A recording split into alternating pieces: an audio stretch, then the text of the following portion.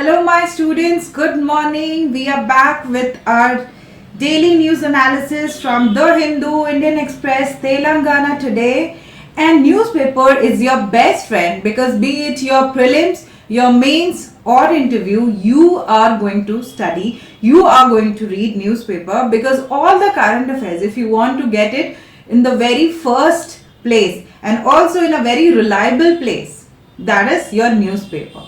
UPSC gives a lot of weightage to newspaper because when it comes to prelims, a lot of direct questions, current affairs are actually taken from newspaper. And newspaper gives you a storytelling kind of thing, and that's why you cannot skip newspaper because when you read the current affair magazines, they have selected content in them. But when you read the newspaper, you get the whole story behind that article, and in that sense, it will help you. So let's get ahead with our topics today. The first topic is related to GS paper 2 and it is related to India and bilateral relations. Yes, India and bilateral relations we are going to study today. Let me see this. There is some issue with the pen. Okay, so this thing happened. So we will be seeing India and bilateral relationships and what is happening here.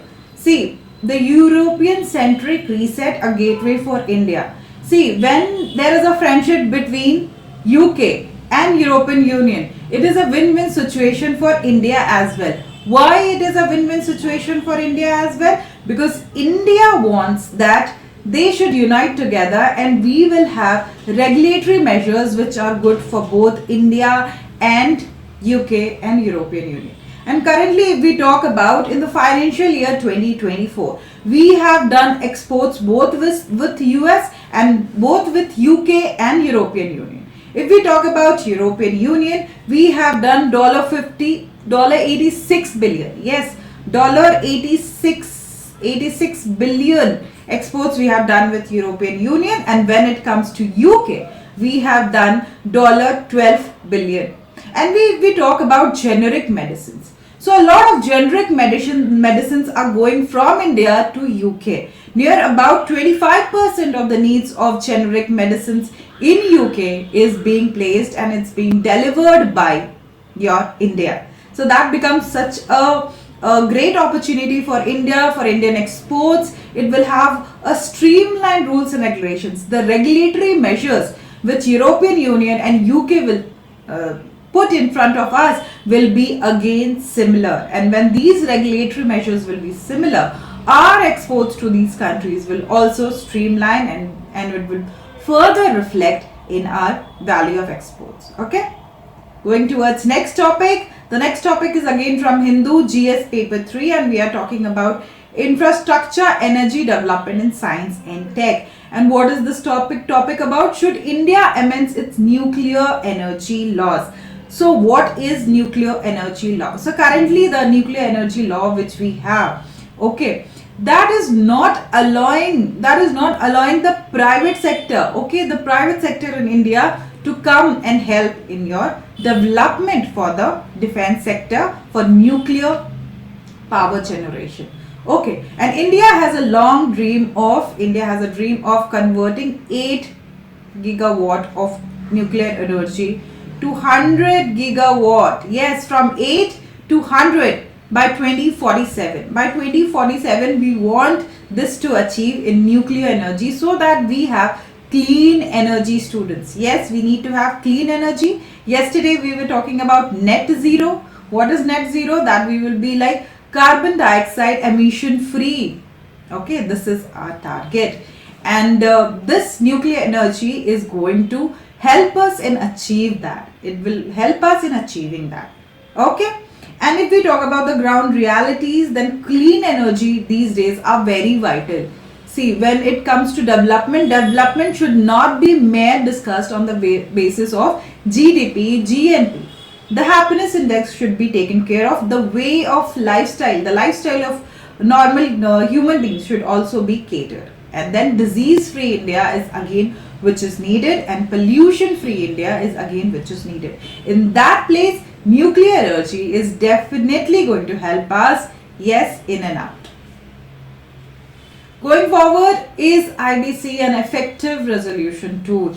Yes, Insolvency and Bankruptcy Code. This is again falls in your GS paper 3 economy. It falls in your GS paper 3 economy, and it will be talking about what is the rules and regulations are they being followed by Insolvency and Bankruptcy Code. What do you think? In 2016 we have seen the emergence of IBC. So in 2016 IBC came, and after that we have seen that the defaulters paradise, if you say, it has gone.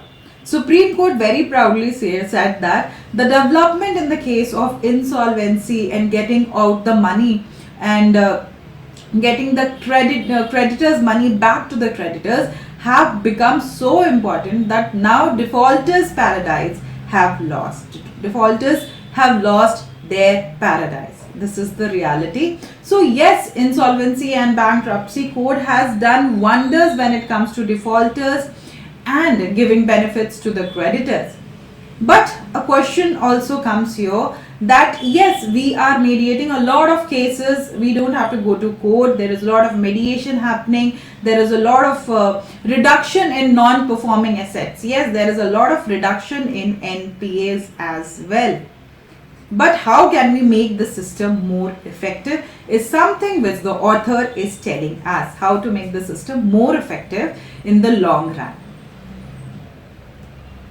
Now, hydrology of the Brahmaputra. This article we will be covering nicely in details, because see, when it comes to geography, not only the places but the connection between the places is important, and this topic is related to your international relation. Why it is related to international relation?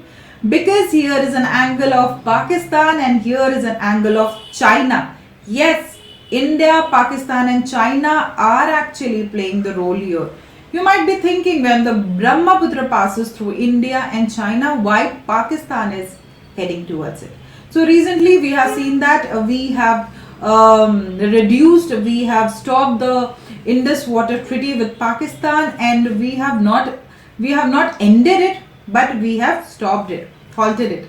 So Pakistan was threatening India. Pakistan has very nicely threatened India, saying that same will be done to India by China when it comes to Brahmaputra river. Yes, when it comes to Brahmaputra river, which flows from Tibet to India. And if we want to know about the place, then it is Yarlung Sampo. It is your Yarlung Sampo.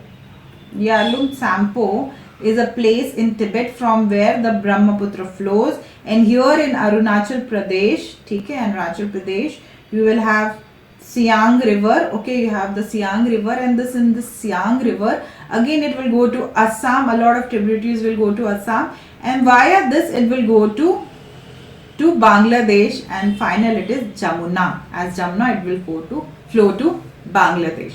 So this is the bifurcation. And if we talk about the water which Brahmaputra brings to India, then my dear friends, we don't have to worry if China is trying to make dams on it.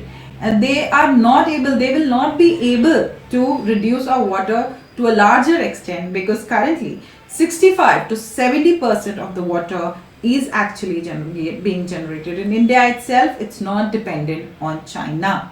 So Brahmaputra is generating a lot of water when it comes to India, Arunachal Pradesh and Assam. And Brahmaputra is a lifeline when it comes to Arunachal Pradesh and Assam. So the water in Brahmaputra river is again very important for India.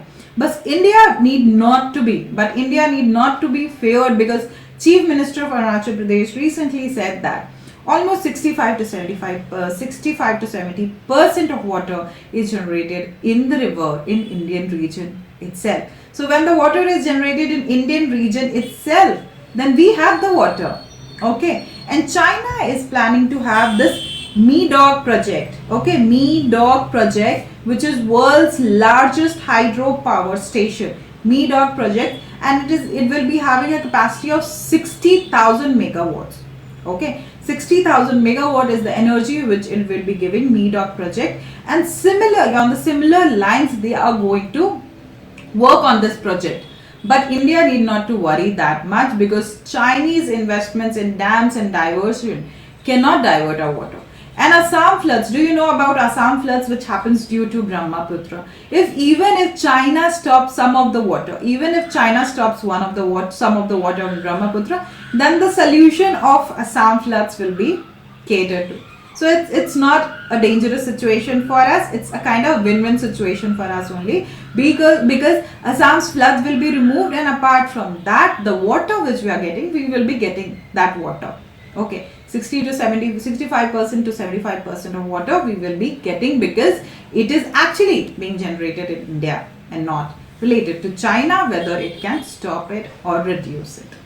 Okay, and apart from that, if we talk about the rest of the things, why Assam, and if we talk about the total stretch, okay, so it starts from your Yarlung Sangpo in Tibet and it extends till Sikkim. So it starts, if we talk about Brahmaputra here, if we take an Indian extent, it will start in Arunachal Pradesh and it will end in Sikkim. So the extent is almost 2 kilometers, my dear students. The extent is almost 2 kilometers, until 2 kilometers, almost 1.94 kilometers this Brahmaputra is stretching, and this can show you how this has become a lifeline for northeastern states, especially Arunachal Pradesh and Assam. Okay, let's get forward. Amend Census Act. So this is a topic we have taken from Telangana today, and you can see it in your page 6. GS paper 1, salient features of Indian societies. GS paper 2, welfare schemes for vulnerable sections. Okay, so vulnerable sections, if we talk about, we have SCs, STs, OBC. And in this, the article argues for amending the Census Act to legally permit and protect caste-based enumeration, especially for OBCs. So the current Census Act which we are talking about, it is catering only to the bifurcation and diversification of SCs and STs.